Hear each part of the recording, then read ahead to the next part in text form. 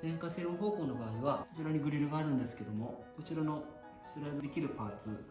を2つスライドしていただくと、グリルが開きます。でグリルを開けていただくと、こちらに型番が書いてあります。グリルを戻す際は、開けた時と逆の手順で戻します。ここまで閉めていただいて、パーツをスライドして閉めていただくと閉まります。